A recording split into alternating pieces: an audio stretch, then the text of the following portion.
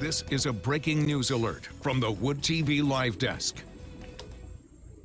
Apologies there, ladies and gentlemen. This is not a breaking news alert. That open was supposed to be just a regular live desk open there, but regardless, here at the live desk. So following a Thursday arrest on misdemeanor charges relating to those events that took place on January 6, 2021, Governor candidate Ryan Kelley has since been released on bail. The question now is what is next and if it is even relevant to his race there. Good morning, folks. I'm News 8 digital anchor Luke Laster here from the Wood TV Live Desk. Joining me, News 8 political reporter Rick Albin. Rick, good morning.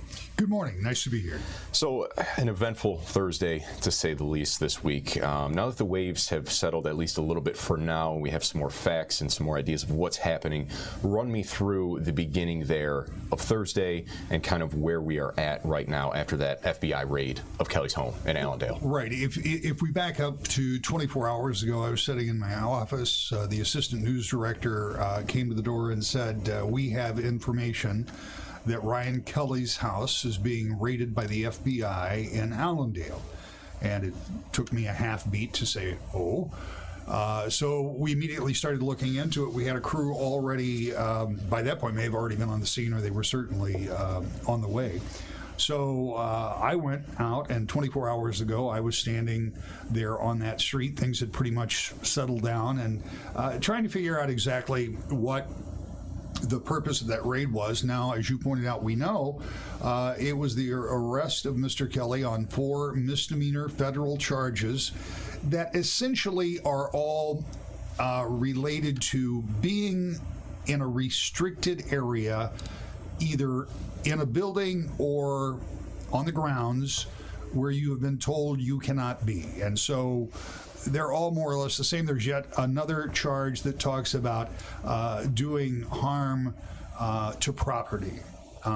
So those 4 charges each are 1-year misdemeanors with hefty fines attached if, in fact, he was found guilty. I think it's very important to stop at this point and say he has not been found guilty. He has simply been charged.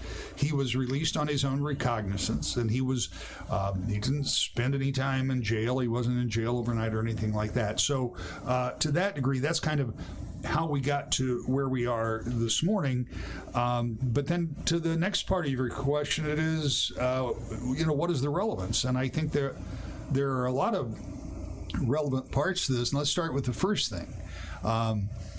He is a qualified candidate for governor. Unlike others, his signatures were certified, and he is on the ballot. Nothing has happened that would, from a legal standpoint, disqualify him from being on the ballot. Ryan Kelley's name will appear on the August primary ballot. Those ballots were being printed before this even happened. Remember, the absentee ballots for overseas voters, think about our military members serving in other parts of the world, have to be sent out by the 18th. That's a little more than a week. So that process goes forward. And disregarding all of that, which are the pertinent facts in this, even if there were some disqualifying factor, and as I point out, nothing has changed there is not, there's no mechanism that I'm aware of to get a name off the ballot at this late point. So to that degree, nothing has really changed. So, I guess basically at this point now, when it comes to that arrest, it's in the hands of the court now. That is completely up to, it's up to Mr. Kelley and his defense team now to decide what they want to do. There's no indication that I've seen that they intend to plead guilty, though many of these misdemeanor charges have been brought in connection with the January 6th incident in D.C. have resulted in some pleas, but that's a possibility, but I have no reason to believe that that's the direction they're going to go. And then the other option then is to go to trial, and if they do that, then how long does that take? I speculated yesterday. I actually talked to a legal expert yesterday who I think does not agree, and he would certainly know better than I, but I think it would be very difficult to have any type of a trial that would happen before the August primary. We're, 6 weeks somewhere, and then that would seem very quick to me. So next court appearance is next week, and then they'll take it from there, and then the next thing is the impact on the race. So for right now, waiting game. It is, but I think the game has changed a little bit. There are 5 candidates that are remaining on the ballot. We haven't seen a lot of polling done. One of the last polls that was done indicated that Kelley may have some considerable strength there, but I'm really waiting for a poll in a more settled environment. But that's apparently not going to happen. There's not going to be a settled environment. Will that come at any point? Yes, there is polling that's being done right now. But one of my concerns about that is if you get a call today and are otherwise not involved in this race, and you're just asked to tell me whether you know one of these names, look, Ryan Kelley's name ID is higher today than it's been since he started his run for governor. And every media outlet in the state covered this story in some fashion. Anybody who does news covered this in some fashion yesterday. So that can make a difference when it comes to polling.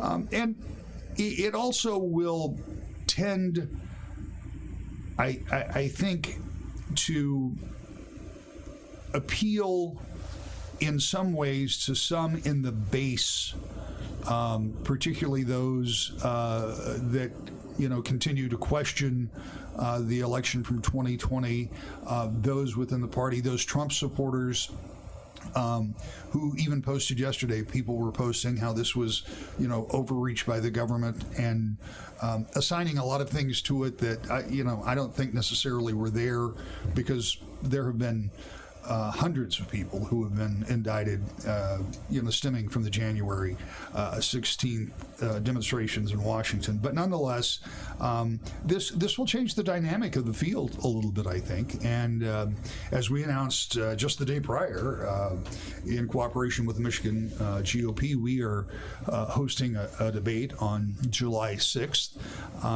and that's not that many weeks away either. And so all of this will have some impact on that as well. It can't help but come up in the conversation. And that's a good segue into that. As you can see on your screen there, folks, Wednesday, July 6th, 7 p.m. Submit those questions now at woodtv.com. Rick, how are those rolling in? Have you had a chance to look at any of them? I did get a chance to look at a few of them. And what the great thing is about being able to go to our audience, and we've done this for years, is that we know intuitively there are certain subjects that we're going to have to breach. They're very important, issues here in the state. But inevitably, we also know that our viewers are interested in the same things. And so we are getting questions. We'll get questions about some of those very pertinent issues out there. But the other thing we've also found is that, without exception, each time we've done this, each time we've done this, the viewers will come up with something that I hadn't thought about. And so as time permits, we will include those too. And one of the nice things about this format is we always do an hour-long debate, which we will do, and that will be with no commercials, live on television, carried with our partners around the state. But we will take a moment at the top of the hour to thank our television audience, and then we will continue online for another half hour at least with more questions. And we designed it that way when there was the potential that we might have had 7 or 8 candidates, and 7 or 8 candidates in an hour, nobody gets a chance to say much at all. Even though we know we won't have that many now, we are staying with the format simply because it gives us a better opportunity to know who these candidates are and what they believe, because you have to keep in mind that in this field of candidates, none of them have ever held public office, which means we don't have a track record. We don't know necessarily what they would do, how they would govern. And so our best ability to find that out is to talk with them. So that's exactly what we're going to do here on July 6th. And I have to tell you, I'm probably looking forward to more anticipation about this debate than others in years past. Now, as you also know, last week on Mackinac Island, I was happy to co-host with one of my colleagues a debate with 4 of the 5 candidates, and that gave us a good insight of kind of who they are, where they are. So we'll continue that on July 6th to a much broader audience. How do you think that will help formulate your questions, your discussion points from what we saw on Mackinac Island to what we'll see with this debate? Well, it will depend somewhat on what our viewers are asking. I mean, one of the things that I tried to do as I was formulating questions on Mackinac was try to establish kind of a baseline. What would you do in this circumstance? What would you do to fund X? How would you deal with budget? Some really, really basic stuff. So I hope that on July 6th, with the help of the suggestions from our audience, we can go to that next step and get more specific about what their plans would be for the state, because the detail is important. And even though it calls in some cases for a hypothetical circumstance, because we don't know, for example, what the Supreme Court is going to do with Roe v. Wade or when they will do it. But we do know that under the current circumstance, with an injunction against the 1931 law that governs abortion in the state of Michigan, if Roe v. Wade was struck down or declared to be invalid tomorrow, there is nothing that is governing those procedures in the state of Michigan. So if you're the governor, and this is one of the questions we brought up in Mackinac, if you're the governor, what do you do?